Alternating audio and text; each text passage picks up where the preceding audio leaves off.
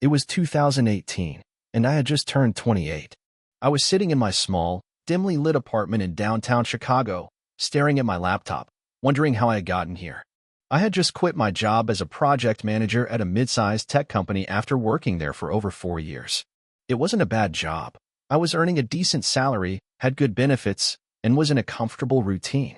Yet, every morning felt like dragging myself through mud, knowing I was about to spend the next 8 hours doing something I had no real passion for. I had reached a point in my life where I couldn't shake the feeling that there had to be more.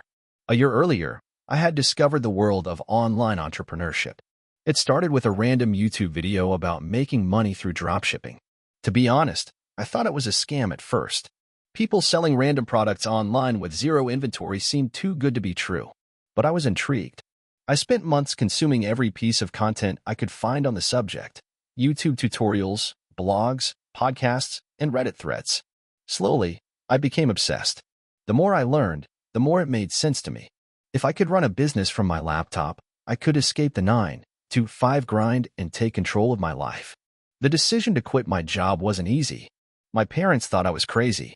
My friends told me I was making a huge mistake. After all, a stable job with a steady paycheck was the dream, right? I had a decent salary, and the company was always growing. But the truth was, I had never felt less fulfilled in my life. I was constantly stressed, overworked, and underappreciated. Despite my best efforts, I couldn't ignore the voice in my head telling me that there was more to life than this. So, I took the plunge. I drained my savings account and invested it all into starting my own online business. I had no experience in e-commerce, no product ideas, and zero connections. All I had was a dream and a willingness to learn. I decided to go all in on dropshipping. I figured it was the best way to start a business with minimal investment and risk. The model was simple. I would set up an online store, market products through Facebook ads and Instagram influencers, and when someone bought a product, I would have it shipped directly from the supplier. I didn't need to hold inventory, and I didn't need to worry about logistics. All I needed was a website and a marketing strategy. The first few months were tough, really tough. I had zero experience in design, so creating my website took days, even weeks, to get right. I struggled with finding reliable suppliers, and when I did, the products didn't arrive on time, leading to a ton of customer complaints. My ads were burning through money with no return, and my Facebook account was flagged multiple times for policy violations. To make things worse, my friends and family started questioning my decision. They said, "You could be working at a real job. Why are you doing this?" I'll admit it, there were times when I wanted to quit, but something kept pushing me forward. Maybe it was the thought of financial freedom, or maybe it was the belief that I had nothing left to lose. I decided to pivot and start learning the marketing side of the business. I dove deep into Facebook ads, learning everything I could about targeting, ad copy, and retargeting. I focused on optimizing my website for conversions and made sure that the customer experience was top-notch. Then, after about 4 months of trial and error, something clicked. I had a product that people actually wanted. It was a custom-designed phone case that I found from a supplier in China. I posted the product on Instagram and Facebook and created a series of ads targeting young adults who were interested in unique, personalized products. Within a few weeks, I started making sales. It wasn't huge at first, but it was a start. My first sale came on a Tuesday night at 10:42 p.m. I remember jumping out of my chair, screaming, I sold something. I had finally made a profit, and it was a huge moment for me. I stayed up all night, looking at my store, analyzing the data, and brainstorming ways to improve. I wasn't making a fortune, but I was getting closer to my goal. The next few months were a roller coaster. My sales continued to rise, but so did the problems. I had issues with suppliers, I was struggling to keep up with customer service, and I had to hire a freelancer to help me with social media management. It was overwhelming, but I was determined to keep pushing forward. Around the 6-month mark, I had grown my business to the point where I was making enough to cover my bills and start reinvesting into the business. I hired a virtual assistant to handle customer support, freeing me up to focus on scaling. I began experimenting with new products, refining my marketing strategies, and expanding my reach. Slowly but surely, the business began to grow. Fast forward to 2020. 2 years after I quit my job, I had turned my dropshipping business into a full-fledged e-commerce brand.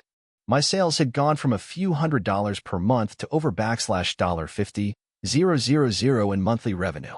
I had hired a small team of full-time employees, and we were shipping hundreds of orders every day.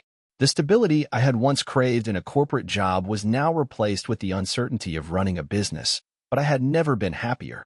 I was working on my own terms, and the feeling of knowing I had built something from scratch was unlike anything I had ever experienced. I'll be honest, the journey was not easy. There were countless sleepless nights, moments of self-doubt, and challenges that seemed insurmountable.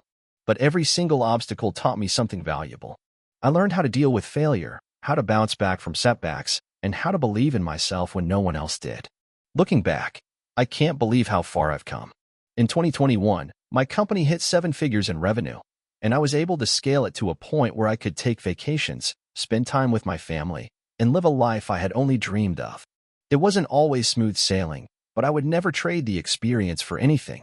So, to anyone out there thinking about making the leap into entrepreneurship, take it from me, don't wait. It's scary, it's hard, and there will be plenty of moments where you question everything. But if you're willing to put in the work and stay consistent, you can build something amazing. The journey is long, but the reward is worth every sacrifice. If you enjoyed the video, don't forget to leave a like and subscribe to the channel. It helps the content grow and motivates me to create even more great videos. Turn on notifications so you don't miss any new uploads. By the way, I'm curious, when do you usually watch my videos? While working, studying, or just relaxing at home? Let me know in the comments. I'd love to hear from you. Thank you for your support. I was 24, living in a small apartment in a city I couldn't quite afford, trying to make sense of a life that felt stuck in neutral.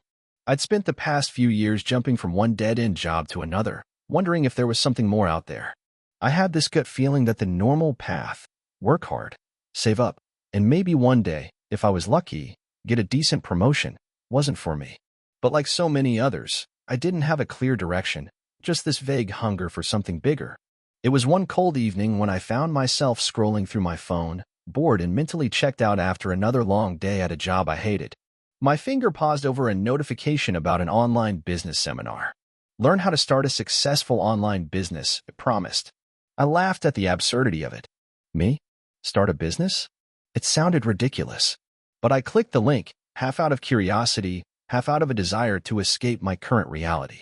I figured I'd just waste an hour listening to some inspirational speech and call it a day. What happened next changed my life. The speaker was this middle-aged guy who looked like he was having the time of his life. He was wearing a polo shirt, sitting in a massive office, and just exuded confidence. His pitch was simple: if I can do it, you can do it. I started with nothing, and now I run a 7-figure online business from my laptop. He didn't sound like a scammer, and he didn't promise overnight riches, which was something I appreciated. But what struck me the most wasn't what he was selling, it was how he talked about the power of starting an online business in today's world. There was a spark in his eyes, a passion that felt contagious. For the first time in a long time, I felt like maybe, just maybe, there was a way out of my rut. By the end of the seminar, I was sold, not on the program itself, but on the idea of taking a leap. I didn't have a business idea yet, but I was determined to try. I spent the next few weeks researching, watching free videos, reading blogs, and learning everything I could about starting an online business. The more I learned, the more I realized how much I had to learn. But this time, I wasn't discouraged. I had a sense of purpose, and that was enough to keep me going. I finally decided to start an e-commerce store. The niche was simple: eco-friendly home products. I'd seen so many posts on social media about how people were becoming more environmentally conscious, and I figured I could capitalize on that. Plus, I liked the idea of selling products that made a positive impact on the environment. I spent my evenings designing a website, sourcing products, and building up my social media presence. I didn't have a ton of money to spend on ads, so I relied on organic marketing and reached out to eco-friendly influencers to help spread the word. My first sale came after about a month of hard work. I remember staring at the notification on my phone, unsure if it was real. I'd read all the success stories, heard all the motivational speeches, but this was the moment I'd been waiting for. My heart raced as I processed the order. I didn't know if it was just a fluke or if this could actually work, but I felt something I hadn't felt in years: hope. The first few months were tough. I struggled with inventory issues, website glitches, and a lack of customer interest. I spent countless hours tweaking my store, learning how to improve my marketing, and figuring out how to make my business stand out in a saturated market. But every small success kept me going. Another sale, a positive customer review, a small but growing following on Instagram. Slowly, things started to click. The breakthrough came when I invested in Facebook ads. I had heard a lot about the power of paid advertising, but I was cautious about spending money before I had a solid understanding of what I was doing. But I took the plunge, tested different ads, and analyzed the results. It was a game changer. The sales came pouring in, and for the first time, I felt like my hard work was paying off. But success didn't come without its challenges. As my sales grew, so did the complexity of running the business. I had to hire help to manage customer service, handle returns, and keep up with inventory. I also faced stiff competition, especially from larger companies who could afford to slash prices. There were days when I thought about giving up. I questioned whether I had the skills to scale the business, whether I was cut out for this entrepreneurial life.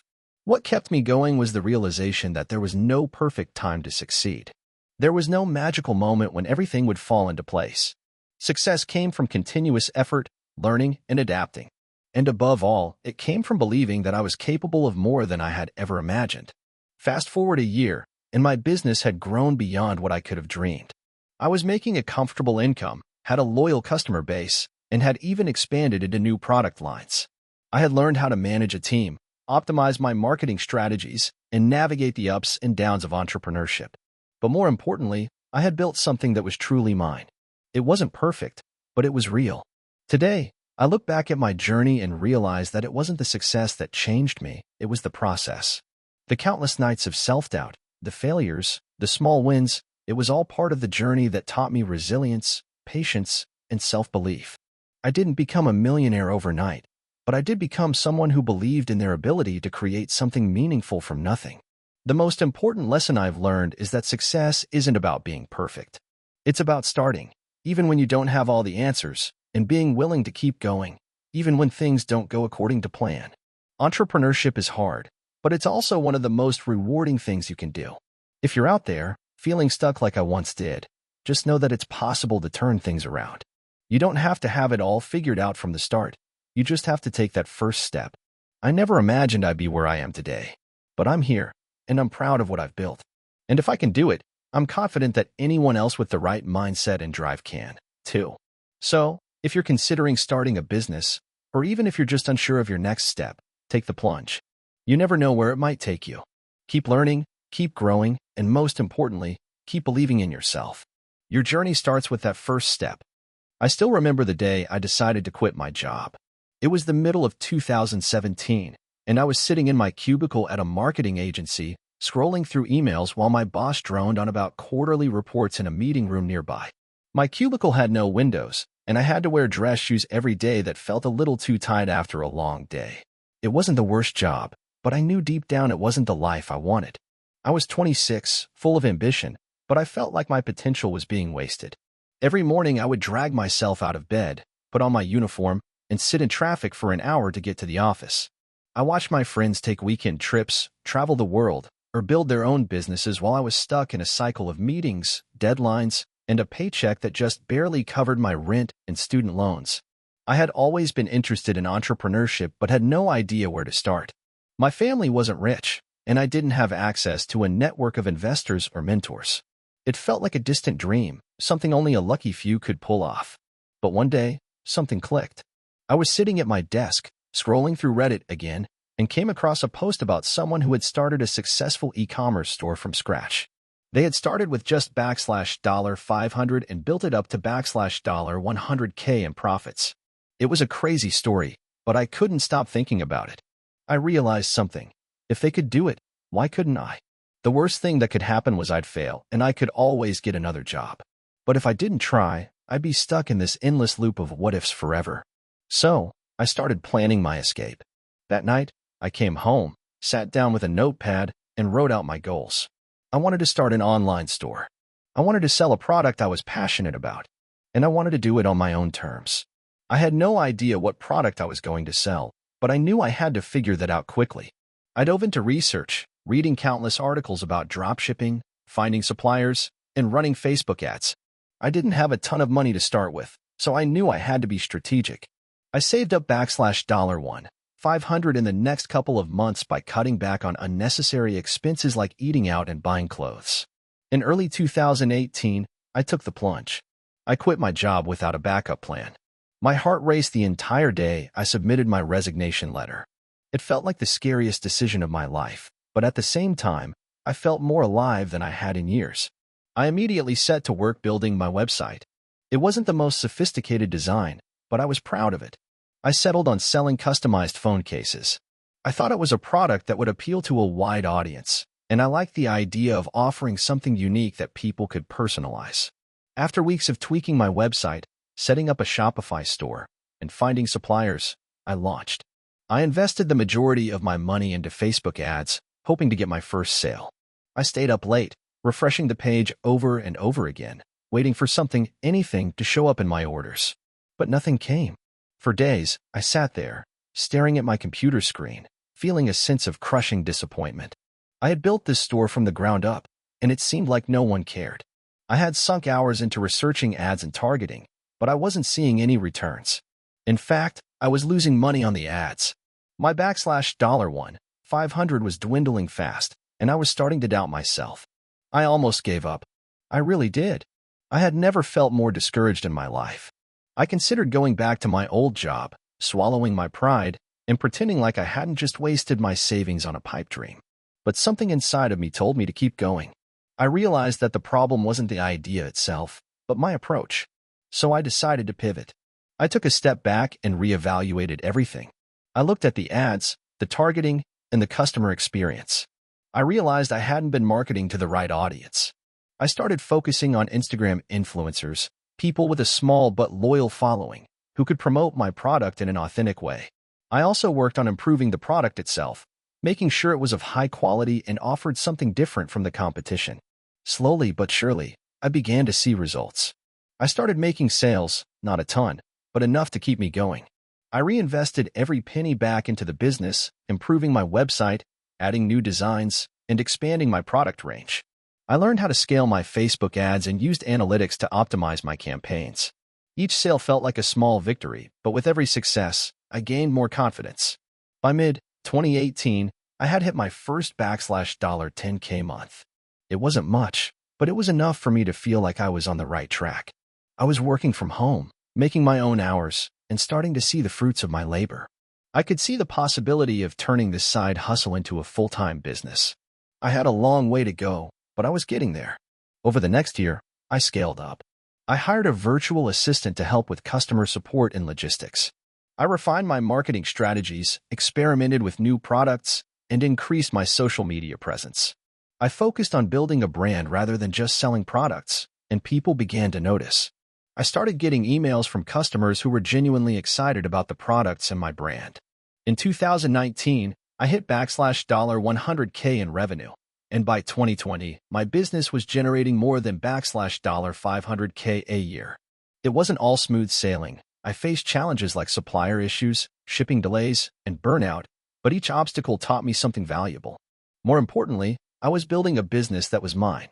It wasn't perfect, but it was real. Looking back, I can't believe how far I've come. From that first sale to running a six-figure business, it feels surreal. If you had told me back in 2017 that I'd be where I am now, I would have laughed. But I did it. I took risks, failed, learned, and kept going. The biggest lesson I learned through this process was that failure is not the end. It's just a part of the journey. To anyone thinking about making the leap into entrepreneurship, do it. It's terrifying, it's difficult, but it's worth it. Don't let fear stop you from pursuing your dreams. Yes, you will fail, but that's how you learn. Just keep going. Keep pushing, and when you think you can't take it anymore, keep pushing some more. You're closer than you think. I've been an entrepreneur for almost 10 years now, but my journey wasn't always smooth. In fact, it wasn't even close. I've spent nights lying awake in bed, wondering whether I made the right choice. There were months when I couldn't pay myself and had to dip into my savings to cover rent. But somehow I made it through. It wasn't luck. It wasn't some grand breakthrough either. It was persistence, learning from my mistakes, and a relentless desire to build something I could call my own. Let me start from the beginning. Back when I was in my early 20s, I was working at a decent office job in marketing. It was a 9-to-5 gig, the kind that seemed ideal for most people, but it never sat well with me. I spent my days staring at the clock, thinking about what I could be doing outside those four walls. My mind was constantly buzzing with ideas. The thing was, I didn't know what I wanted to do. I just knew I didn't want to work for someone else forever. So I started small. I remember one weekend, I was sitting at a coffee shop and overheard a conversation between two people. They were talking about how expensive it was to get quality leather goods, especially custom ones. That's when the light bulb went off. What if I could create a brand that offered high-quality, affordable leather products? That moment changed everything. I didn't have any experience in manufacturing or running a business, but I had the internet. I spent countless hours reading everything I could about e-commerce, sourcing products, setting up a website, and marketing strategies. It was overwhelming at first, but I was determined to make it work. I saved up a few $1,000s, put together a basic business plan, and launched my first online store selling custom leather wallets and accessories. At first, nothing happened. Absolutely nothing. I'll never forget the first month of sales. I had spent all this time and money on branding, setting up my website, designing products, and yet, I sold a total of 5 wallets. I had invested way more into the business than I had earned back. I felt like a failure. My friends and family were supportive, but they didn't fully understand. They told me to be patient, but I felt like I was running out of time. The pressure was building up. The doubt was creeping in. But instead of giving up, I did what any stubborn entrepreneur would do. I kept going. I started experimenting with social media, reaching out to influencers who could promote my products. I spent hours crafting the perfect Instagram posts, tweaking the website to make it more user-friendly, and running Facebook ads. Slowly but surely, I started seeing small spikes in traffic. Then one day, I received a message from a popular influencer in the men's fashion space. He had found my brand and was interested in collaborating. He had over 100K followers, which, at the time, was a huge deal. I was ecstatic. I sent him a custom wallet, and within a week, he posted about it on his Instagram. I woke up to dozens of notifications. People were commenting, asking where they could buy the wallet, and sales started pouring in. That was my first big win, and it felt like the start of something real. My sales slowly grew from there. It wasn't instant, and it wasn't easy, but it was progress. Over the next couple of years, I refined my marketing, expanded my product line, and worked with more influencers. I even launched my own YouTube channel to give customers a behind-the-scenes look at how my products were made and to share tips on maintaining leather goods. The audience grew, and with it, my sales. But I also ran into problems I wasn't prepared for. The bigger I got, the more complex things became. My initial plan was to keep everything in-house, but as demand increased, I found myself overwhelmed with inventory management, shipping, customer service, and marketing. I had to hire people, which brought its own set of challenges. I learned the hard way that managing a team requires a different skill set than managing a business on your own. I made mistakes in hiring. Some team members weren't the right fit, and I had to let them go. Others were fantastic, but needed more training or guidance than I was able to provide at the time. There were moments when I felt like I was failing my team, and I would lie awake at night, worrying about their futures as much as my own. Then came the product issue. About 4 years into the business, I hit a major roadblock. I received multiple complaints from customers saying that their leather goods were peeling and cracking after just a few months. This wasn't supposed to happen. I had worked with reputable suppliers and manufacturers, but clearly, something went wrong. I felt sick to my stomach. I had built a brand on quality, and now it seemed like that was in jeopardy. I had to make a tough decision. I could either ignore the problem and hope it would go away, or I could face it head-on and fix it. I chose the latter. I spent weeks researching different suppliers, going over product samples, and testing everything myself. I had to pause production for a while to ensure the new materials and manufacturing processes would meet the standards I had set. During this time, I felt like everything was slipping away. The business was losing credibility, and I was spending more money fixing the issues than I was earning from sales. But in the end, it was the right decision. After months of testing and redesigning, I launched a new collection that was even better than before. I made sure to communicate openly with my customers about what had happened and how I had fixed it. Thankfully, most of them were understanding, and many appreciated the transparency. That experience taught me a valuable lesson. Business isn't just about making money. It's about trust. When you lose that trust, it takes a lot of effort to rebuild, but it can be done. Fast forward to today, and the business has grown significantly. I'm no longer the only one running the show.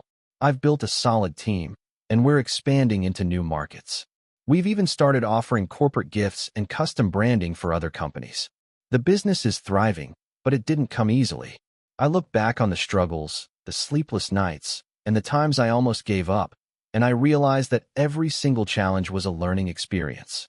Without those obstacles, I wouldn't be where I am today. It wasn't a quick path, and there were plenty of times I doubted myself, but I kept going. And that's the real key to entrepreneurship: perseverance. So if you're reading this and thinking about starting your own business, or if you're already in the middle of a tough journey, remember this: the road is never smooth. You will fail. You will face obstacles. But if you stay persistent and learn from every mistake, you will get there. Don't give up on yourself or your dreams.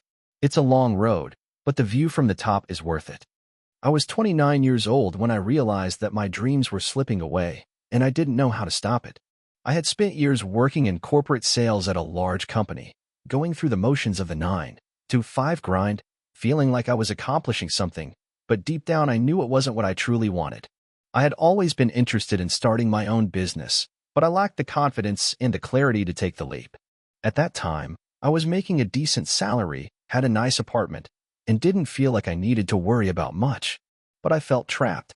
Every day was the same: wake up, work, come home, repeat. I had a few friends who were entrepreneurs and owned their own businesses, but they were constantly on the grind, juggling different roles.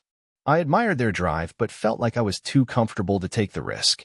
Yet, every weekend I would spend hours on Reddit, scrolling through stories of people who had made it big in business and wished I could do the same. The turning point came one day when I was having lunch with an old college friend. He was one of those people who always seemed to have his life together, and he had recently left his corporate job to start a digital marketing agency. As we were catching up, he casually mentioned that his agency had just landed a huge client and that he was already looking to hire more people. I sat there listening, feeling a combination of admiration and jealousy. How did he do it? I thought to myself. We were in the same position just a couple of years ago, and now he was doing something I had always dreamed of. I don't know what happened in that moment, but something clicked. I couldn't stand the thought of staying stuck in a job I didn't enjoy for the rest of my life. I realized that if I didn't make a change now, I would spend the next decade wondering what if. I went home that night, and for the first time in years, I started planning. I had no clear idea of what business I wanted to start, but I knew that I couldn't just keep putting it off. The next morning, I handed in my resignation letter, and within 2 weeks, I was out of the corporate world and into the unknown. I didn't have a huge safety net. My savings were modest, and I didn't have an investor backing me up. But what I did have was a passion for learning, a few skills in digital marketing that I had picked up along the way, and a burning desire to take control of my life. I decided to start an online business, offering digital marketing services to small businesses. It seemed like a good fit, as I already had experience in the field, and I knew the demand for these services was growing. Plus, I could start small and build my client base slowly while I learned the ropes of running my own business. The first few months were a blur. I spent every waking hour researching, building a website, and trying to learn as much as possible about the industry. I took a few online courses on SEO, social media marketing, and paid ads. I connected with freelancers who could help with things like graphic design and website development, and I started cold emailing businesses, offering them my services. At first, it felt like I was shouting into the void. I sent out dozens of emails every day, hoping for a single response. Most of the time, I didn't even get a reply. I was discouraged, but I kept pushing. I knew I couldn't afford to give up, not after taking the leap. After about a month, I finally got my first client, a small bakery looking to increase its presence on Instagram. They didn't have much of a budget, but I was thrilled to land my first deal. I worked day and night to craft an Instagram marketing strategy that would help their business grow. And after a few months, their following had tripled, and they were getting more orders than ever before. It was a small win, but it felt huge. From there, things slowly started to snowball. Word of mouth began to work in my favor. I got another small client, then another, then another. By the end of my first year, I had landed a handful of clients and was starting to make a steady income. I could finally breathe a little easier, but it wasn't all sunshine and rainbows.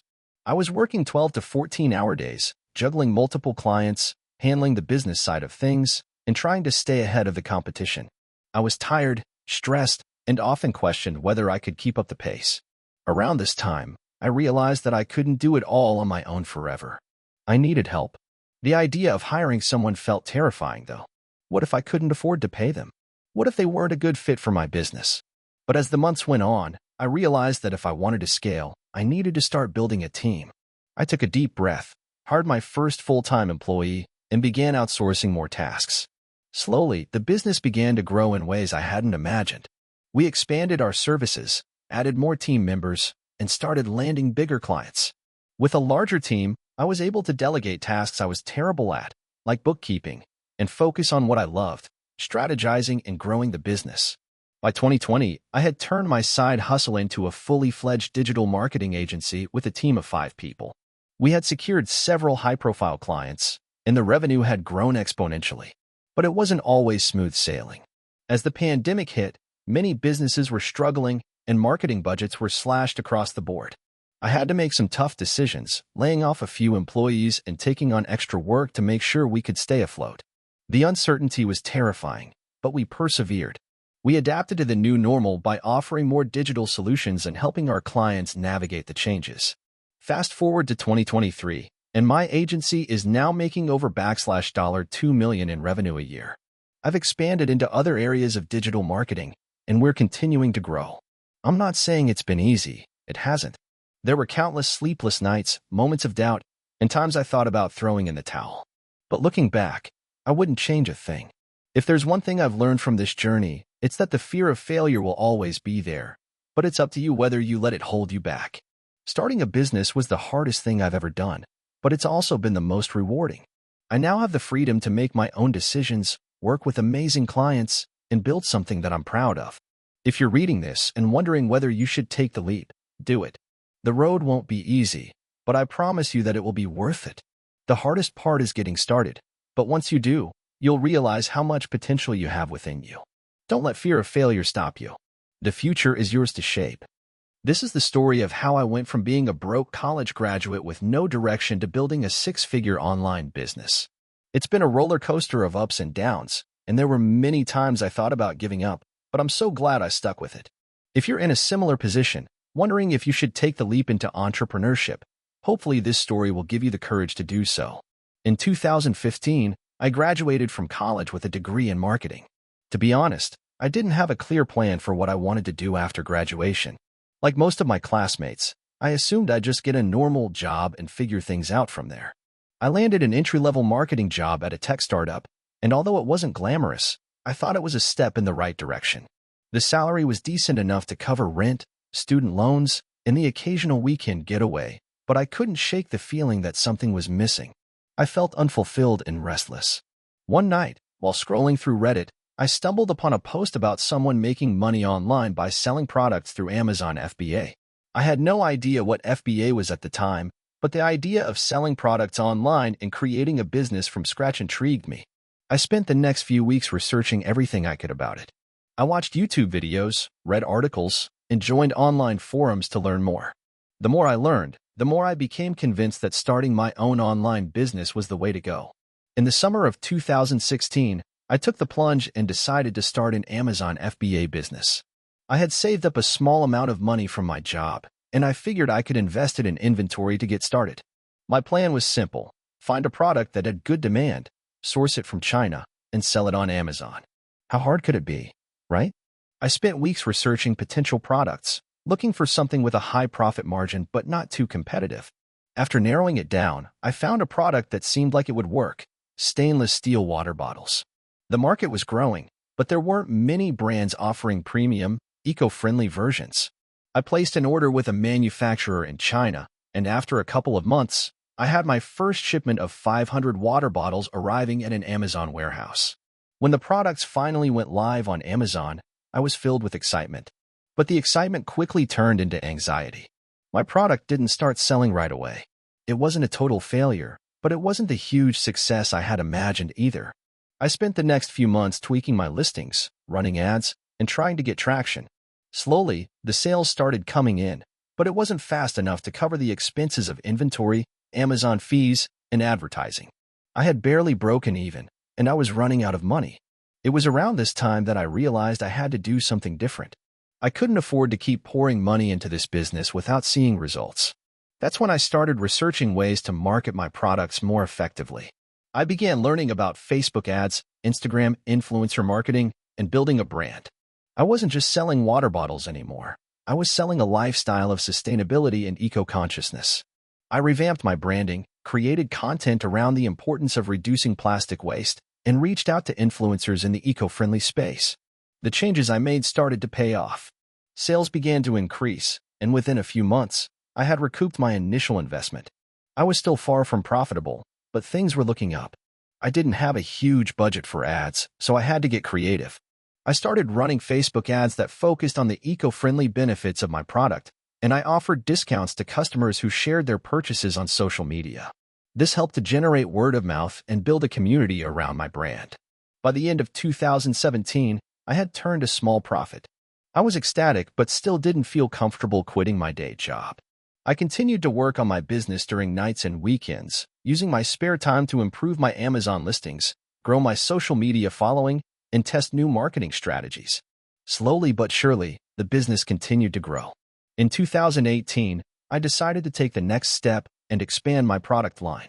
I added more eco-friendly products, such as bamboo straws and reusable shopping bags, and began offering bundles. This helped to increase my average order value and attracted more customers who were interested in sustainable living. I also began focusing more on Amazon SEO to increase my visibility and sales on the platform. By the end of the year, I had reached $100,000 in revenue. At that point, I made a life-changing decision. I quit my job to focus on my business full-time. It was terrifying. I didn't have a huge financial cushion, and I was leaving the stability of a salaried job. But I was ready. The business was doing well, and I felt like I had learned enough to continue growing it on my own. The first few months as a full-time entrepreneur were tough. I had to learn how to manage all aspects of the business, including customer service, inventory management, and finances. But the freedom to work on my own terms and build something I truly cared about was exhilarating. By the middle of 2019, my business had doubled in size, and I was starting to see some real profit. In 2020, the pandemic hit, and like many other entrepreneurs, I had to adapt. The demand for eco-friendly products skyrocketed as people became more conscious of their impact on the environment. My sales soared, and I was able to hire a small team to help with fulfillment and customer support. I also started expanding into other marketplaces, like Walmart and Etsy, to diversify my revenue streams. By 2021, my business had reached 6 figures in profit, and I was able to scale even further. I hired a marketing manager, expanded my product offerings, and started outsourcing tasks that weren't the best use of my time. I was able to focus on strategy and growth, and the business continued to thrive. Now, in 2023, my business is more successful than I ever imagined. We've hit $500,000 in revenue, and I'm in the process of expanding into international markets. I've learned so much along the way, from how to source products to how to build a brand and manage a team. I still have a lot to learn, but I'm incredibly proud of what I've built. Looking back, there were so many moments where I doubted myself. There were times when I wanted to quit, when I thought that the dream was too big. But I kept going, one step at a time, and I'm so glad I did. If you're thinking about starting your own business, I encourage you to go for it. It won't be easy, but it will be worth it. The journey is tough, but the reward is priceless. I was 23, fresh out of college, and had no clue what I was doing. The only thing I was sure about was that I didn't want to follow the traditional route. Everyone around me was scrambling to land corporate jobs, trying to check off the boxes that society had set for us. But deep down, I knew I wasn't built for that. I remember sitting in my small apartment, looking at the world through my window. My mind was constantly racing. I had worked part-time during school and earned some pocket change, but it never felt like enough. The typical job search felt like a dead end. I wasn't passionate about joining a big company or playing the corporate game. I wanted something different, something that would not only give me freedom, but also let me create something meaningful. The problem was, I had no idea what that something was. One evening, while scrolling through Reddit, I stumbled upon a post about a guy who had built an e-commerce store from scratch. His story fascinated me. He started selling t-shirts, and now, a few years later, he had scaled it into a multi-million-dollar business. I thought, if he can do it, why can't I? I knew I had to take action, but like most people, I had doubts. I had no experience in business, no product to sell, and certainly no money to invest. But the idea stuck with me.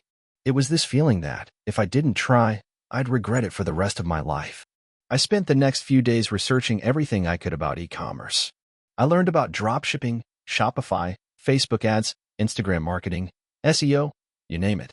I watched tutorials, read articles, and joined online forums. Slowly, I started piecing everything together. I made my first move and opened a Shopify store. The niche? It was random at first, pet accessories. I don't know why I chose it, but I figured if people love their pets so much, they'd buy anything related to them. It felt like a safe bet. I found a dropshipping supplier and started listing products. I spent a couple of $100s on ads, carefully crafting Instagram posts and Facebook ads to target pet owners. The first month was a disaster. I barely made any sales. My Facebook ads felt like they were being sent into the void. Every time I checked the analytics, it was like watching a train wreck in slow motion. I spent hours tweaking ad copy, testing new images, and adjusting targeting, but nothing seemed to work. I even debated quitting multiple times. Was this all a pipe dream? Was I just wasting my time? But then, out of nowhere, it happened. One night, I woke up to a notification on my phone. I had made a sale. I couldn't believe it. I had sold a pet toy to someone across the country. It wasn't much, but it was a start. That small one lit a fire inside me. It proved that the idea wasn't crazy. It just required more effort, more learning, and more patience. I doubled down. I started refining my ads and investing more in creating content for social media. I knew it wasn't going to be easy, but I had to keep trying. Every day, I would wake up and work on my store before and after my part-time job. Slowly but surely, sales began to trickle in. A few weeks later, I started seeing consistent sales. I was making enough to cover my basic living expenses, which felt like a huge win in itself. But as sales grew, so did the challenges. Handling customer service was a nightmare. I was getting questions about shipping times, returns, and product details. Sometimes, I'd have to stay up late answering emails, trying to resolve issues. But I didn't care. I was hooked. Every problem felt like an opportunity to improve. Then, about 4 months into my journey, I received an email from a supplier offering a better deal on the pet toys I was selling. They had a more reliable shipping method, which meant faster delivery times. I immediately jumped at the opportunity.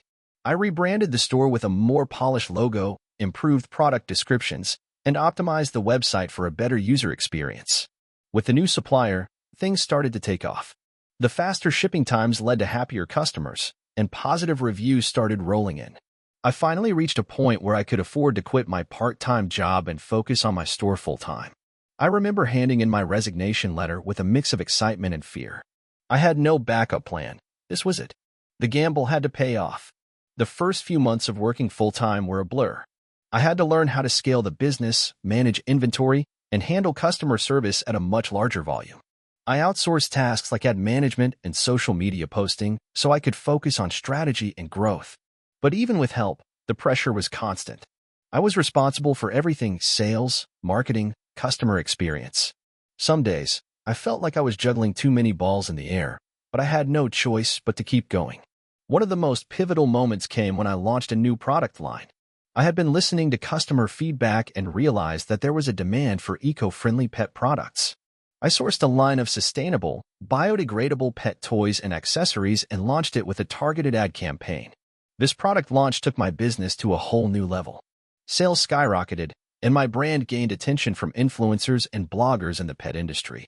By the time I hit my second year, I was making 6 figures a year. It felt surreal. I had gone from barely scraping by to running a successful business. But, like any entrepreneur, I knew I couldn't rest on my laurels. There were still plenty of challenges ahead, and the market was always changing. Fast forward to today. My e-commerce store is still growing, and I've expanded into other niches. I've even hired a small team to help with customer service and logistics. But the journey has been anything but easy. There have been countless sleepless nights, frustrating setbacks, and moments when I questioned whether I was cut out for this. But looking back, I realized those were the moments that shaped me into the entrepreneur I am today. I'm still learning, still growing, and still trying to improve.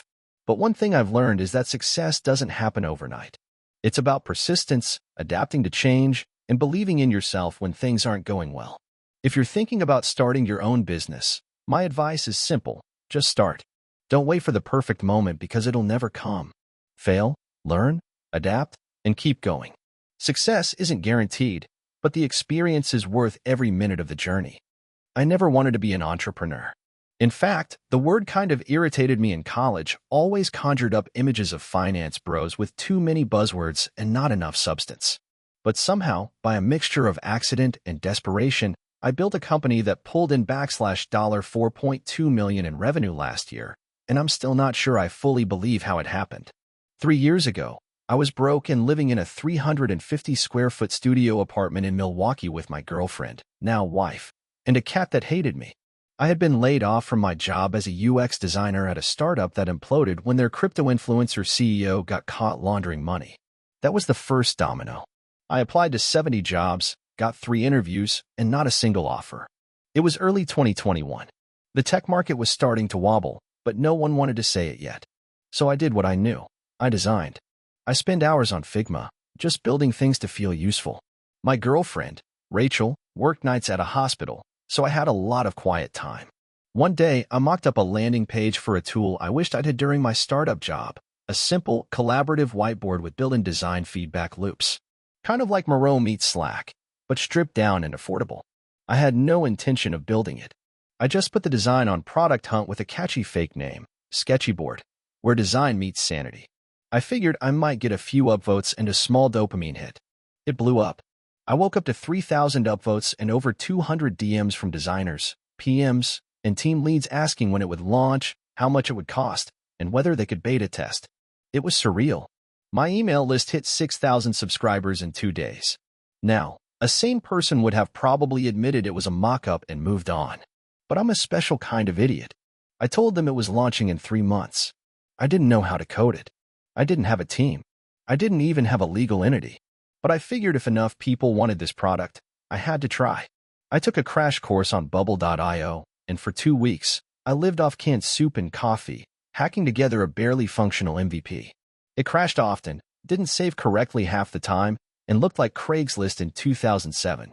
But I sent it out to 50 of the early users who'd signed up. Here's where the first big break happened. A design lead from a mid-sized agency in Toronto emailed me a week later saying, "This is rough, but exactly what we need. Can we pay you to prioritize a couple of features for our team?"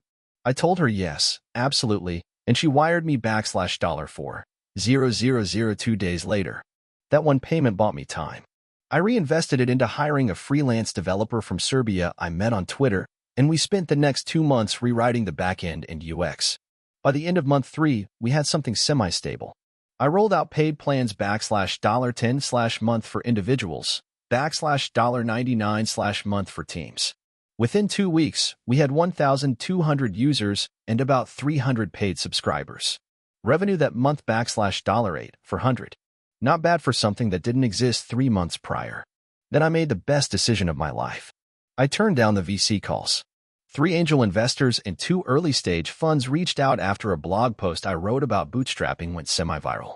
They offered $250K to $500K to scale operations. It was tempting. I was living off $1 rice packets and renting a desk in a co-working space that smelled like kombucha and bad ideas. But something told me to wait. I was terrified of losing control. Instead, I focused on customer service. I answered every support email personally. I interviewed our most active users over Zoom, even though I hated talking to strangers. I implemented features they requested within 48 hours when possible. People noticed. By month 6, we had $45,000 in MRR. I hired the Serbian dev full-time, brought on a friend from college as a marketing lead, and spun up an intern program that paid in Amazon gift cards and unlimited praise. The second break came when a well-known tech YouTuber made a video about how Sketchyboard helped his team launch faster. It was a 10-minute video, and for 90 seconds he just showed off our UI. That one video brought in 9,000 signups in a week. Server costs exploded. We had to move from our duct-taped bubble prototype to custom React infrastructure. I learned about scaling databases in real time. Shout out to the freelancers on Upwork who saved our butts. Revenue hit $110,000/month 9 months in. I finally took a paycheck. Year 2 was rough. We hit churn walls. Teams would use us for a project sprint, then disappear. I got cocky and built too many features. Our UI got bloated. Users complained. We lost our original identity as a simple tool. I almost sold the company that December 4 $1.7M. But Rachel talked me out of it. We took a weekend off in the woods, left our phones at home, and just talked about why I started this, how far we'd come, what we could be if I stopped trying to be everything to everyone. I went back and cut 40% of the product. We nuked features, simplified onboarding, and raised prices. A lot of people were angry. A few power users canceled. But the rest? They loved it. By the end of year 2, we'd rebuilt trust. Revenue was at $185K/month. We had a full-time team of 8, all remote. No meetings before 11 a.m. Every Friday was Feature Freeze day to work on passion projects. Culture mattered. Now we're in year 3. We crossed $4.2M in revenue last year. 42% profit margin. No debt. No investors. We've helped over 14,000 teams design faster, argue less, and build better. One of our customers used Sketchyboard to design a medical device that's going into trials next year. Another is a group of indie game devs building an RPG inspired by Norse mythology. I still live in the same neighborhood, though we upgraded to a 2-bedroom. The cat still hates me, but I get to wake up every day and work on something I built from a fake product hunt post during the lowest point in my life. So no, I didn't want to be an entrepreneur, but I think I was always meant to be one. Hey, friends, if you enjoy this content, don't forget to like the video and share your thoughts in the comments. We really want to know what you like and what can be improved. What do you think of the video? Are there any topics you'd like to see in future videos? Your feedback really helps us get better. Thanks for being with us. I didn't set out to run $1 million business from my grandma's basement, but it turns out desperation is a hell of a motivator. In late 2019, I lost my job at a mid-sized marketing agency. I'd been doing okay, nothing glamorous, but enough to pay rent, travel once a year, and eat overpriced sushi on Fridays. Then our biggest client bailed, layoffs hit like dominoes, and I found myself with a severance check and way too much free time. To make matters worse, I had just signed a lease on a new apartment in the city, one I couldn't possibly afford without a paycheck. My girlfriend broke up with me 3 weeks later, citing a lack of ambition. Ironic in retrospect. With nowhere else to go, I moved back in with my grandma in rural Ohio. She lived alone. Her house smelled like Vicks and lemon cleaner, and she still used a flip phone. But she gave me a warm bed, Wi-Fi, and told me I could stay as long as I needed. I stayed in that basement for 18 months. And during that time, I built something I never expected. It started with a cutting board. Grandma asked me to order her a new cutting board online because her old one had warped. I found a few on Amazon, but all of them were either cheaply made, ridiculously expensive, or had these weird gimmicky features like smartphone stands and garlic graters. So I thought, why not make one? Back in college, I'd taken a woodworking class for an elective. I remembered just enough not to cut my fingers off, so I borrowed some tools from my uncle and got to work in the shed. It took me 2 days to make a simple, clean-looking walnut board. Sanded edges. Beeswax finish. Grandma loved it. Then her friend asked for one. Then another. And another.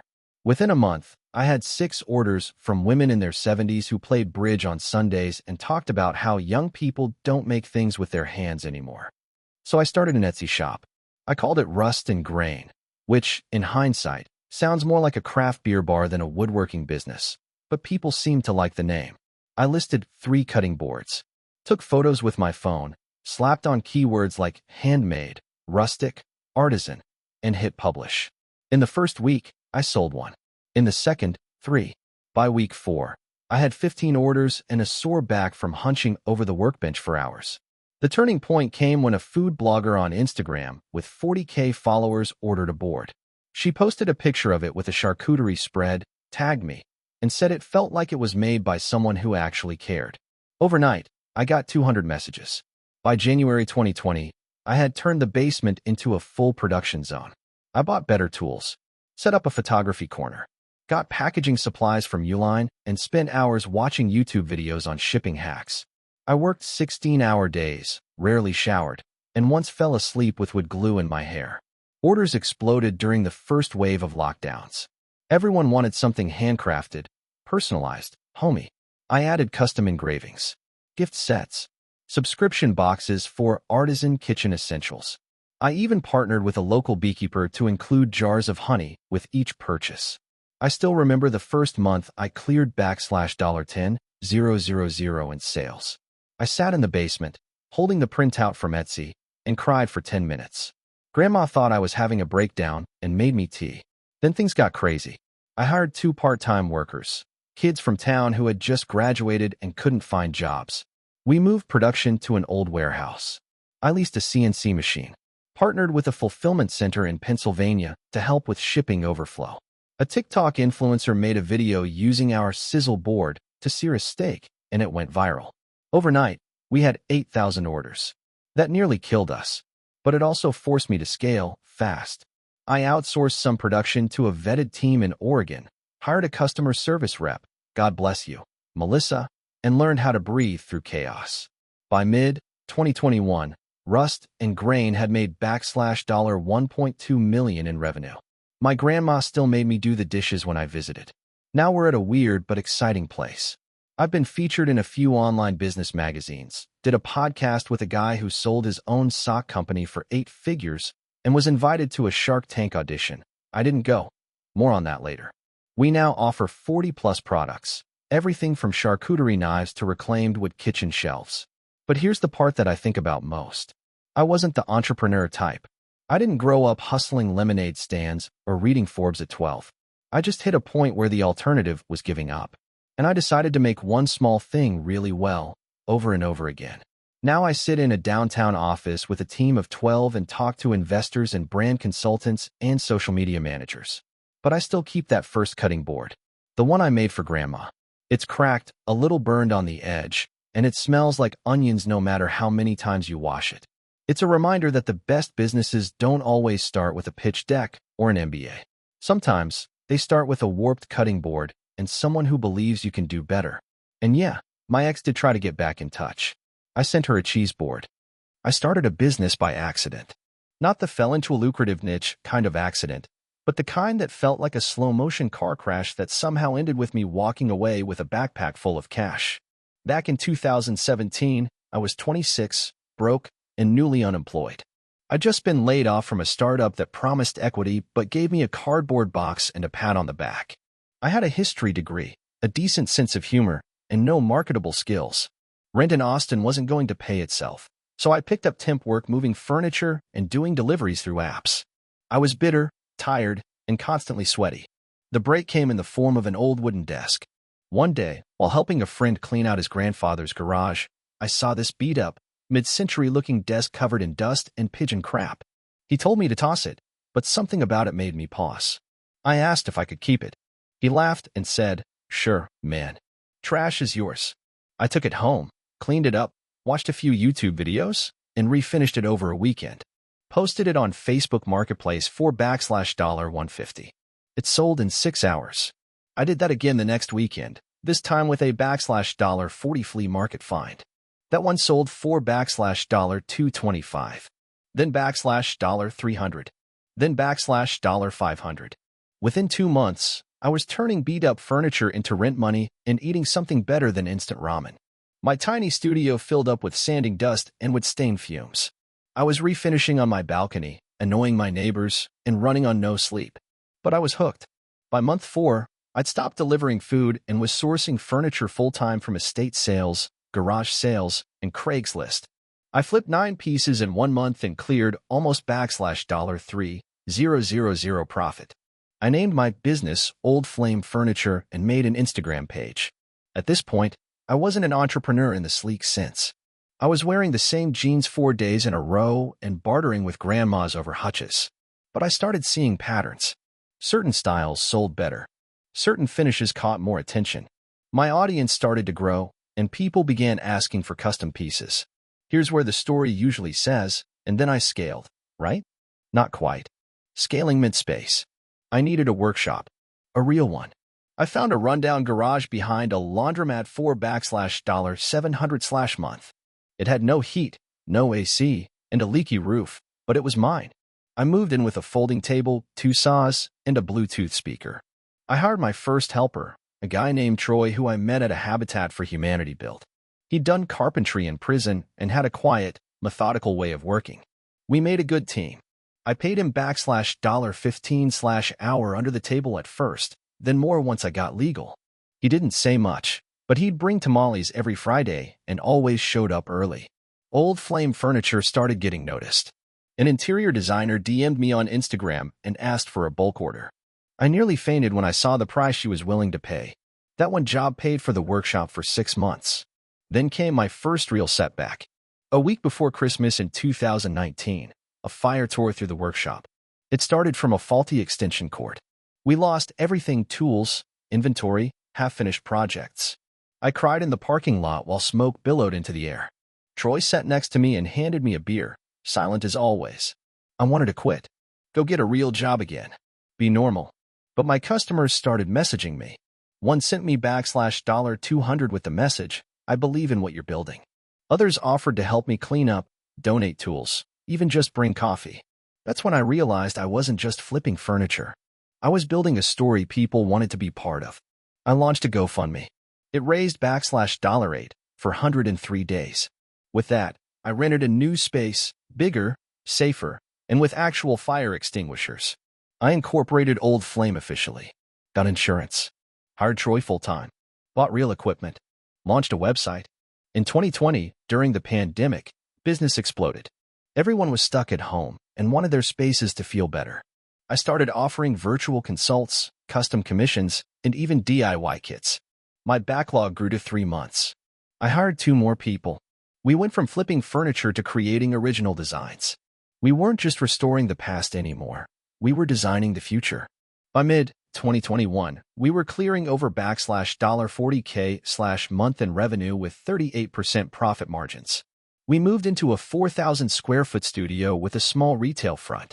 I started mentoring young woodworkers and hired a marketing intern who taught me how TikTok works, which honestly was more valuable than I expected. Troy became my lead builder. I paid for him to get certified in advanced woodworking techniques. When he showed me his diploma, he didn't say anything, just nodded. That meant more to me than any revenue milestone. Old Flame now ships nationally. We have a 6-person team, benefits, and an actual accountant who doesn't yell at me. I still find myself staring at old desks on the side of the road, thinking, yeah, I could flip that. I never set out to be a business owner. I just didn't want to be broke anymore. But building this company showed me something bigger, that people will show up for you if you show up for them first. That scars on people or furniture don't make something worthless. That work, real work, isn't about chasing trends or exits. It's about creating something honest, something useful, something that might outlast you. And sometimes, it all starts with a dusty old desk and a refusal to throw it away. 2 years ago, I was sleeping in my car outside a 24-hour gym. Not because I was homeless, not completely, anyway, but because I was obsessed. I just quit my job, one that paid well but made me feel like a ghost in a gray cubicle, and I was pouring everything I had into launching a business that, in hindsight, probably shouldn't have worked. I had no business degree, no co-founder, no savings, just a half-baked idea, a maxed-out credit card, and a relentless, irrational belief that I could make something out of nothing. Let me back up. It all started when I got into custom keyboards. Yes, keyboards. The kind of mechanical boards that enthusiasts spend hundreds on for better switches, keycaps, and aesthetics. What started as a hobby became an obsession. I spent hours on forums, learning about lubricating switches, modifying stabilizers, and comparing the sound profiles of different boards. I built my first one from scratch with a soldering kit and components from 5 different vendors. It was like discovering a new religion. Soon, I noticed a pattern. The custom keyboard community had a lot of passion but not a lot of good customer service. Everything was fragmented. You had to wait months for group buys with no guarantees. Shipping was a nightmare. Returns were almost impossible. And God help you if you were new and had a question. Half the community would roast you for not knowing what QMK firmware was. That's when the light bulb went off. What if there was a one-stop shop for custom keyboard parts, curated kits, tools, and even support for beginners? Something approachable, branded well, shipped quickly, community first. I called it KeyHive. At first, it was a domain name and a logo I slapped together in Canva. I opened a Shopify store and listed 10 items, switches, lube kits, a couple entry-level boards, and some PBD keycaps. I bought $1 300 worth of inventory from AliExpress and had it all shipped to my tiny apartment. That was about 85% of my remaining money. I started posting builds on Reddit, TikTok, and Instagram. I wasn't even trying to sell at first, just showing my builds and how I tuned each one. People liked it. Then they started asking where I got the parts. When the first order came in, I screamed. It was $74.32. Some stranger from Ohio had bought a switch opener and a set of 67G tactile switches. I packed it with a handwritten note and a free sticker. The next day, 2 more orders came in.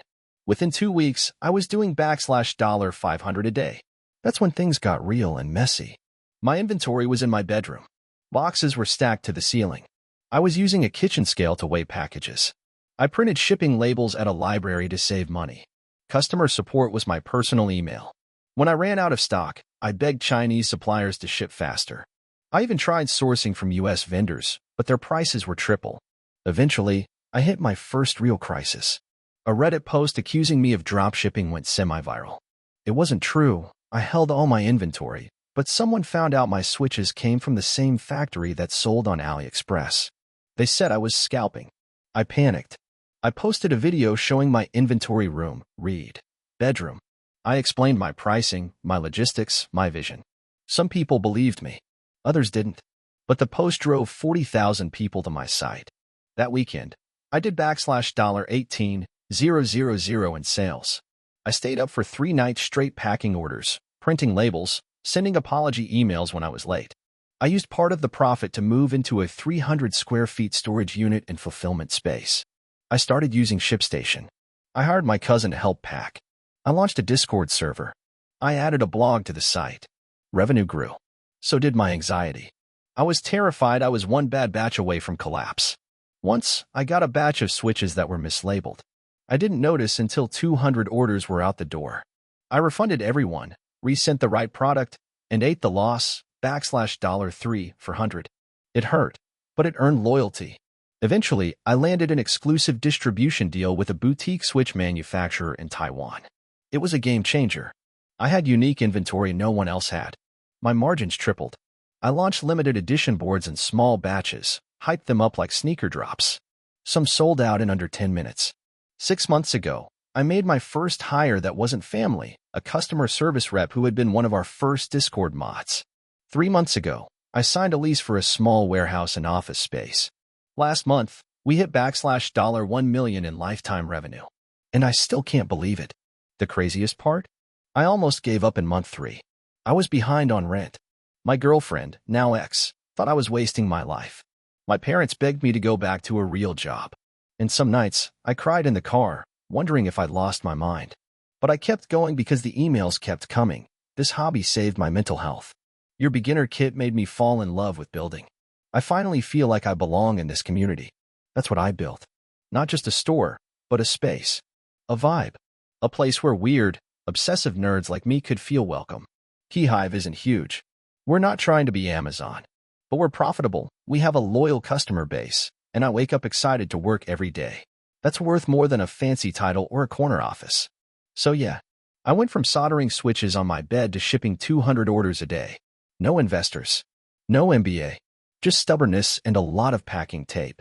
If you're thinking of starting something, even if it's weird, niche, or small, do it. There's room for you.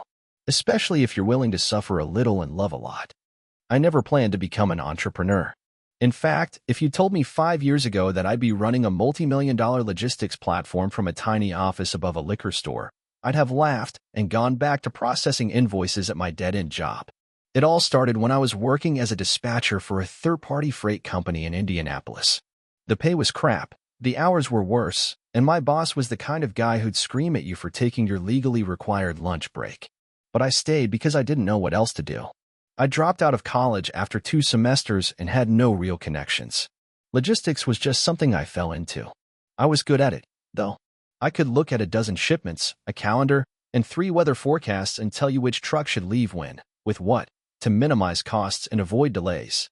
Then COVID hit. Everything exploded. Our company couldn't keep up with the sudden increase in demand for medical supplies, PPE, and groceries. Systems that had always barely worked started failing completely. We were losing clients. Drivers were quitting. I was working 14-hour days, and one night, around 2 a.m., I accidentally sent a truck to the wrong distribution center in Kentucky. My boss called me 15 times. I quit before he could fire me.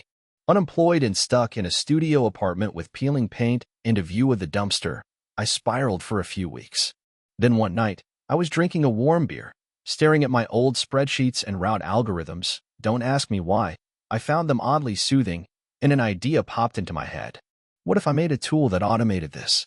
Not just GPS and ETAs, everyone had those, but a smart system that handled the chaos, last-minute changes, bad weather, carrier cancellations. A kind of logistics brain that could learn and adapt. I wasn't a programmer, but I knew enough to be dangerous. I found a guy on Reddit, of all places, who was working on AI route optimization for drones. We started chatting, then Zooming, and soon we were collaborating. I offered him equity instead of pay. He was in. We spent 6 months building the MVP. It was ugly. It crashed if you clicked the wrong button, but it worked. It saved time. It predicted delays with eerie accuracy. We called it RouteFox. I cold emailed 117 freight companies. 3 replied. 1 agreed to a trial. Their feedback? If this thing doesn't explode our system, we'll consider it. It didn't. In fact, it reduced their overhead by 11% in 2 weeks. Word spread. Slowly at first, then faster. We got our second client, then our 5th. I was running demos from my kitchen table while muting my mic whenever a siren passed. My co-founder was coding from a garage in rural Quebec.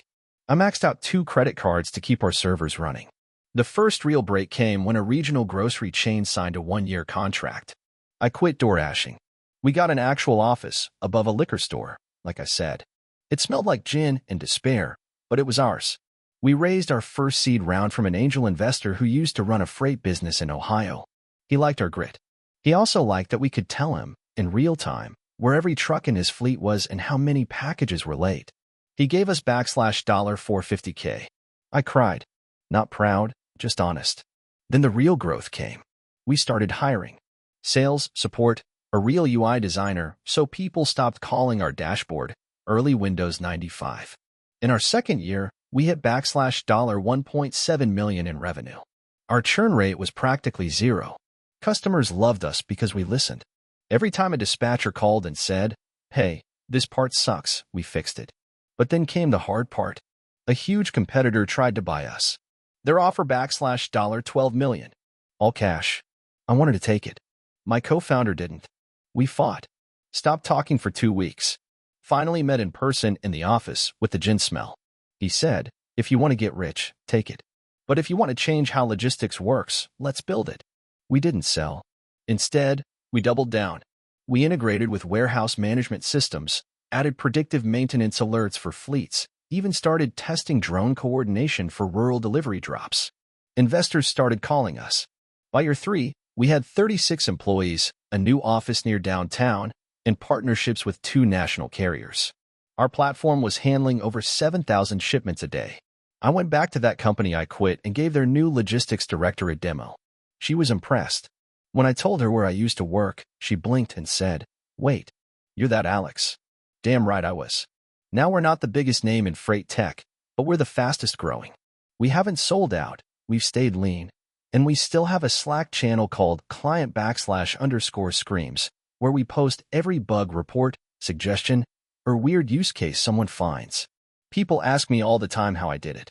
The truth is, I didn't know what I was doing 90% of the time. I still don't. But I knew one thing. When a system is broken, the people who understand the chaos best are the ones who've lived in it. RouteFox wasn't built by logistics executives. It was built by the guy who used to sleep under his desk after dispatching 200 trucks. Now I sleep at home. Usually. And yeah, I still have that first broken MVP on my hard drive. It crashes when you open the settings menu. But it changed everything. In 2019, I sold my couch on Craigslist and accidentally started a business that now brings in $1.3 million a year. I'm not a tech bro. I'm not a finance genius. I was just broke, mad, and sick of job interviews. At the time, I had just moved back to my hometown in Michigan after burning out at a sales job in Chicago. I was 28, unemployed, and living in my older brother's basement. The job interviews I was getting were humiliating. One guy at a startup asked me to sell him a pen, and when I did, he laughed and said, "That's the oldest trick in the book." I didn't get the job. One day I was scrolling through Craigslist looking for free furniture because my room was basically a mattress on the floor and a milk crate for a nightstand, and I noticed that some listings had really bad photos. I mean, like, blurry, dim, taken with a potato.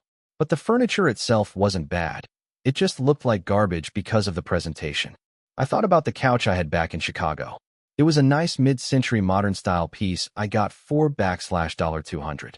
I left it behind because I couldn't fit it in my car when I moved. I wondered if someone had picked it up and flipped it. That gave me an idea. I had $237 in my bank account. I used $60 of it to buy a beat-up dresser from a guy 3 towns over. I drove it back in my brother's borrowed SUV, sanded it down in his garage, painted it navy blue with some leftover paint, and replaced the knobs with modern ones from Amazon. The total cost was around $84. I listed it on Facebook Marketplace for $250. It sold in 2 days. That was the moment the light bulb went off. I could do this again, and again, and again.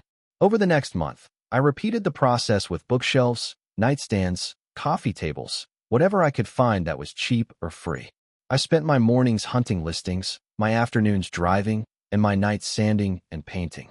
My brother wasn't thrilled with the mess in the garage, but I gave him a 10% cut, and he chilled out. By the end of month 3, I'd made $900 in profit. It was the first time I'd felt useful in a long time. But then winter hit. In Michigan, winter kills outdoor work. I didn't have a heated space to work in, and painting indoors wasn't an option unless I wanted to kill my brother with fumes. I panicked. I tried to pivot. I looked into drop shipping, but I didn't understand how it worked. I tried selling refurbished electronics, but got scammed twice. I went back to Craigslist, desperate. Then I saw something else. A woman was giving away a bunch of damaged returns from an Amazon pallet. I didn't even know what that meant. Turns out, it's a thing. Companies liquidate customer returns and overstock on pallets, and people buy them blind, hoping to resell the contents. This woman had already picked through the pallet and didn't want the rest. I took everything she had for free. Inside were weird things. A wine aerator shaped like a dragon. A smart light bulb with no remote. A robotic dog that barked in Spanish. I listed each item on eBay with basic photos and honest descriptions. The dragon wine aerator sold for $22. The light bulb went for $9. The robotic dog? $36. This changed everything. I started buying my own Amazon return pallets. At first, I went to local liquidation warehouses and picked them up myself. Then I found sites like liquidation.com and direct liquidation. I spent $500 on a pallet and made $300. Then $800 on another and made $2,000. I converted the garage into a makeshift warehouse and shipping center. I built shelves, got a label printer, and learned how to optimize listings on eBay and Facebook Marketplace. My brother joined me full-time, and we split the profits 50-50. We called the business Second Chance Supply. In our first full year, we made $124,000 in profit. We each took $50K and reinvested the rest. By 2021, we rented a 1,200 square foot warehouse and hired 2 part-time workers. We had a rule: no item is too weird to sell. That year, our biggest surprise hit was a batch of talking toilet paper holders shaped like monkeys. We sold all 200 units in 3 weeks. We expanded to Etsy with upcycled furniture and weird gifts. Then we got into TikTok, and that blew the lid off. I posted a video of unboxing a mystery pallet, and it went viral, 1.6 million views in a week. Suddenly, people were DMing me asking if they could buy specific items I hadn't even listed yet. That's when we started doing weekly live pallet unboxings. People could claim stuff in real time and pay through a simple Shopify checkout system. It was like QVC for junk, and people loved it. By the end of 2022, we hit $800K in gross revenue. We launched a subscription box called WTF Weekly, where subscribers would get 3 to 5 random, hilarious, or weird items every month. It grew from 50 to 1,700 subscribers in 6 months. Now it's 2025, and we've passed backslash $1.3 million in annual revenue. I drive a car I paid for in cash. My brother and I both bought modest houses in the same neighborhood. We employ 9 people, and we've never taken outside investment. It all started with a dresser and a dumb wine aerator. I don't think I'm smarter than anyone. I think I was just angry enough, broke enough, and curious enough to keep going when everyone else told me to stop screwing around and get a real job. This is a real job, and it's the best one I've ever had. I didn't mean to become an entrepreneur. It wasn't some epiphany.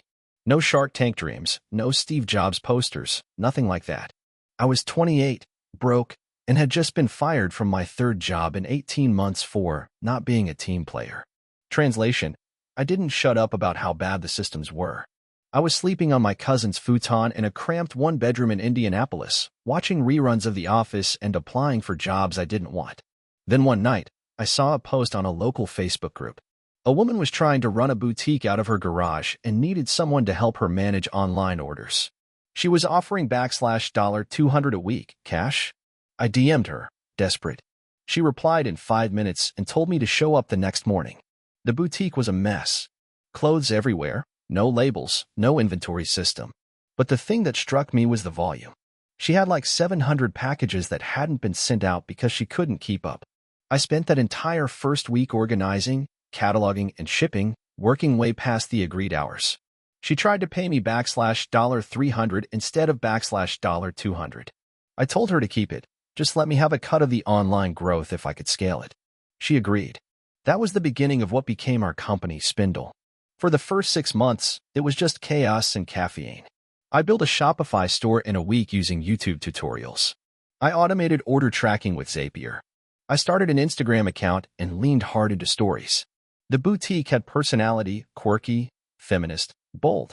I gave it a digital voice that matched. Within 3 months, we went from backslash $2K/ month in revenue to backslash $12K. It was still her brand, but I was the infrastructure. At month 7, we got into a fight about equity. She wanted to keep 90%. I thought 70-30 was fair. We parted ways. I was devastated. I felt like I'd been kicked out of something I helped build. I remember walking through Target that day just to feel normal, staring at shelves of products I didn't make and wondering if I just wasted the last half year. Then, in the clearance aisle, I saw a beat-up box of bamboo cutlery with eco-friendly stamped on it in Comic Sans. Something clicked. I Googled the manufacturer. Chinese dropshipper. I bought one set and tested it. Terrible quality. But people were clearly buying the idea. I went home, dug through Reddit and product review blogs, and realized there was an entire niche of eco-conscious consumers being sold cheap garbage. I found a small manufacturer in Vermont that used recycled wood and offcuts. I emailed them pretending to be a small brand scaling up. They didn't know I had backslash $83 in my bank account. We agreed on a minimum order of 500 units, backslash $4 per set. I borrowed backslash $2,000 from my uncle, promising him 10% of profits until he made back 2x his money. I named the brand Kindware. My pitch? Durable, compostable cutlery that doesn't suck. Simple. I launched the Shopify site in 3 weeks. Took photos in my cousin's kitchen with my iPhone and a white poster board. I shipped the first 50 units in hand-sealed mailers I bought from Staples. I posted a photo of a full bamboo set next to a plastic spork melting in the sun and said, "Guess which one ends up in your lunch and your landfill?" It went semi-viral. First month backslash $1, 200 in sales. Second month backslash $3, 600. By the 6th month, we hit backslash $18K. Then I ran out of product. The Vermont supplier couldn't scale fast enough. I got a wait list of 400 plus customers. I panicked and did the dumbest thing I've ever done in business. I tried to find a new supplier in China who could match the quality. The sets arrived. They looked identical. But when I opened them, they smelled like gasoline and had visible glue residue. I ignored it, convinced myself it was fine, and shipped 200 sets. A week later, I got 68 refund requests and 2 complaints of allergic reactions. It broke me. I shut down the site for 2 months and refunded everyone. I called the Vermont supplier in defeat and apologized. He surprised me, he said he understood, and if I could wait 6 weeks, he'd produce another batch. That was my lowest moment, but it was also the turning point. I rebranded. I made a huge deal about transparency, Even sharing the whole story on our About page, how I'd made a bad call, hurt people's trust, and was rebuilding the right way. That post got shared on 3 eco-lifestyle blogs. Orders trickled back in. Within a year, we were doing $35K/month in sales. I brought on a friend from college as COO. We started offering reusable straws and cleaning brushes, then bento boxes. Each time, I sourced obsessively, tested everything, and refused to scale until quality was perfect.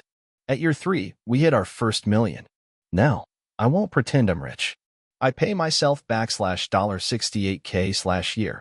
But the company is healthy. We've donated over 15K sets to school lunch programs. We've kept 50+ tons of plastic from landfills. But the thing I'm most proud of? My cousin, the one who let me crash on his futon, is now our warehouse manager. He oversees 5 full-time employees and gets a cut of profits. I never forgot that roof he gave me. People ask me if I always knew I'd be an entrepreneur. I tell them no. I just got sick of being ignored, tired of working for people who didn't care about doing better, and desperate enough to take a shot on myself. That's all it took. 6 years ago, I accidentally started a company after a fight with a vending machine.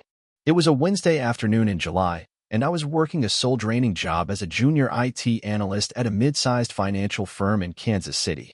My job mostly consisted of password resets and pretending to care about people's printer issues. I was 2 years out of college, already burning out, and starting to wonder if this was what the rest of my life was going to look like. That afternoon, I walked into the break room craving something sweet. I punched in D4 for a Snickers, the machine word, and then nothing. The candy bar hung there, dangling like some taunt from the universe. I shook the machine. I cursed. I slapped it on the side like a disgruntled 1950s mechanic. One of the HR people walked in and gave me a look like I'd just kicked a puppy. Later that day, I vented to my friend Marcus, who worked in our dev department. He laughed and said, "Why don't you just make your own vending machine that doesn't suck?" It was a joke, but it stuck with me. That night, I went down an internet rabbit hole about vending machines. Turns out, they hadn't changed much since the 80s. Same clunky interface, same weirdly optimistic pricing algorithm, and most still didn't accept anything beyond coins or small bills. I started scribbling ideas. What if vending machines were smart? What if you could order from your phone and have it scan a QR code to unlock your snack? What if the machine could track inventory in real time and notify the operator to restock? A week later, I bought a used vending machine on Craigslist for $275. It was an absolute monster, and I had to bribe my cousin to help me drag it into my garage. Over the next 3 months, I worked on it every night after work. I didn't have a background in hardware, so I was learning everything from scratch: Raspberry Pi configurations, servo motors, inventory sensors.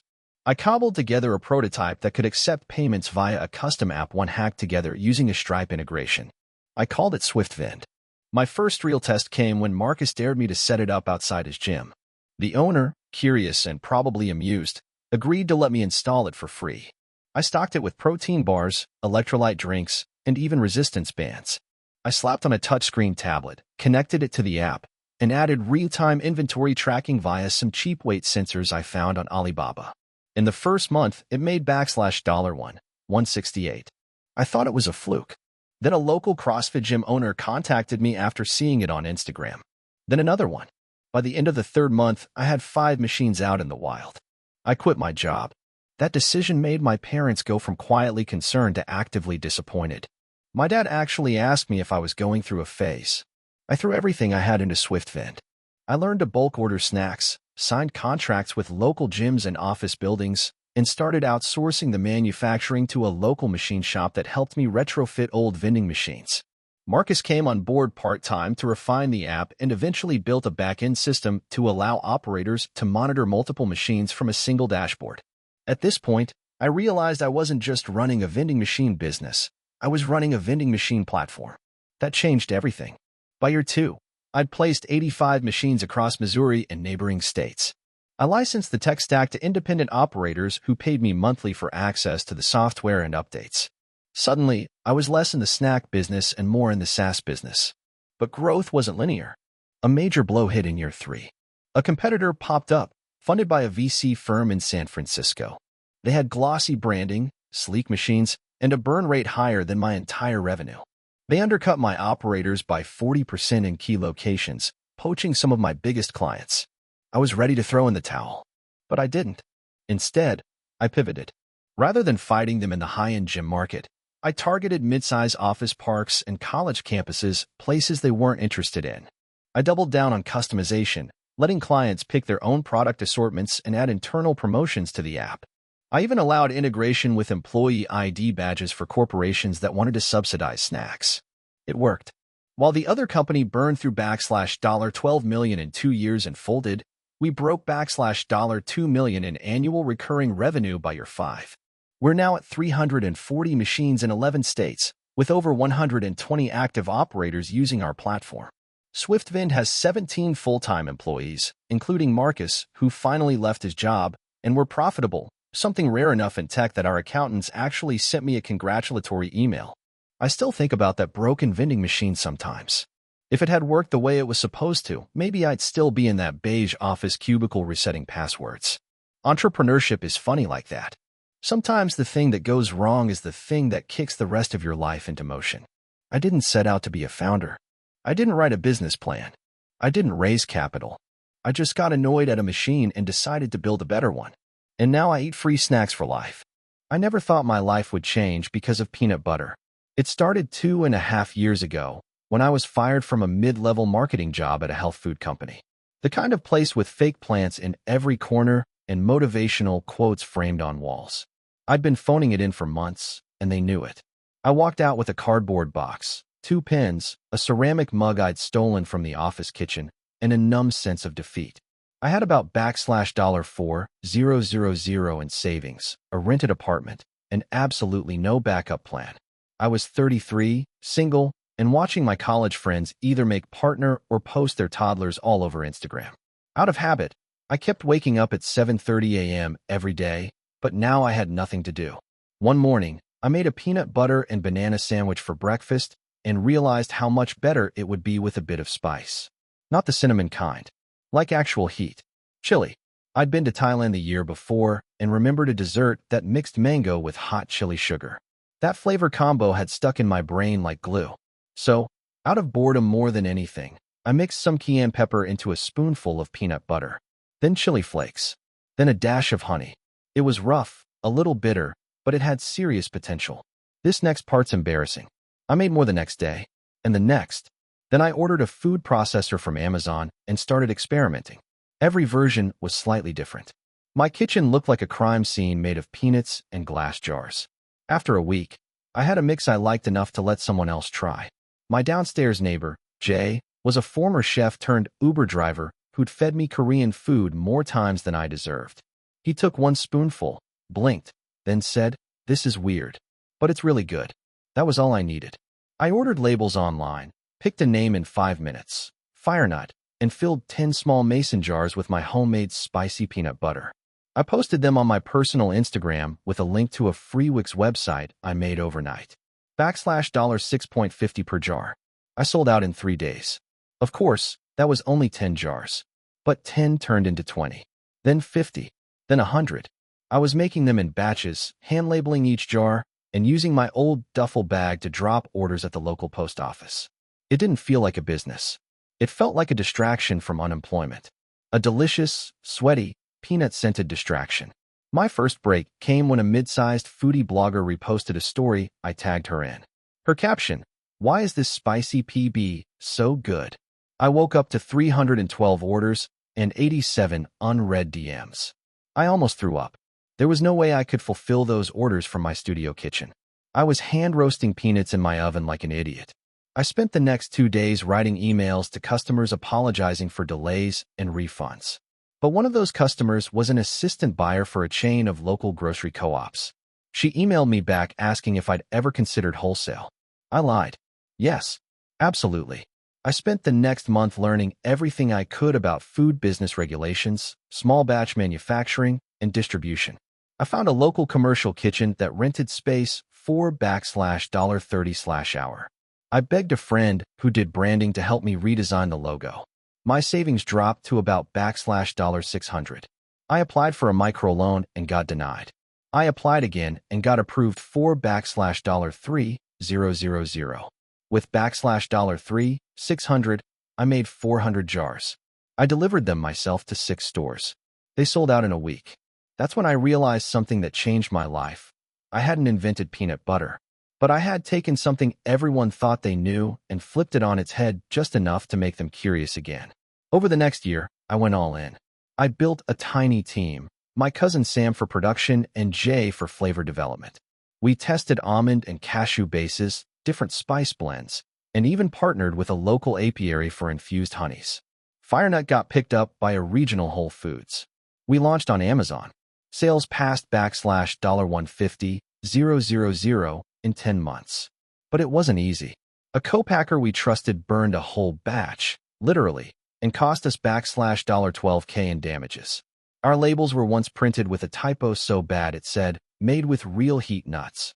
We lost a holiday order to a fake distributor who vanished with $5,000 and an entire pallet of product. Each time, I thought it might be over. But I also realized this. The chaos was the job. I wasn't chasing stability anymore. I was chasing momentum. Then came the viral TikTok. A food reviewer with 2 million followers dipped an apple slice into our ghost pepper honey cashew butter, started coughing, and said, "This is unholy. I need more." Overnight, our website had 12,000 visitors. We sold 3,400 jars in 48 hours. We ran out of everything. I pitched investors with shaky hands and no MBA. One bit. $250,000 seed in exchange for 22% equity. That money helped us move into a dedicated space and hire 2 full-time employees. Firenut became real. Today, we're in 300-plus stores nationwide. We're not huge. I'm not flying first class or buying Teslas, but I pay myself a modest salary. I wake up excited. I'm building something with people I trust. All because I got bored and added cayenne to peanut butter. If you're sitting around, hating your job or hating not having one, here's what I learned. Start small. Start weird. Start with something that makes you go, "Huh, that's kinda good." Then do it again, and don't stop. Not for a while. You never know. That odd little idea might just burn your old life down and give you something way spicier in return. Thank you for watching until the end. If you enjoyed this video, don't forget to like and subscribe to the channel so you won't miss new videos. Also, leave a comment. I'd love to hear your thoughts. Your support and engagement mean a lot to me. See you in the next video.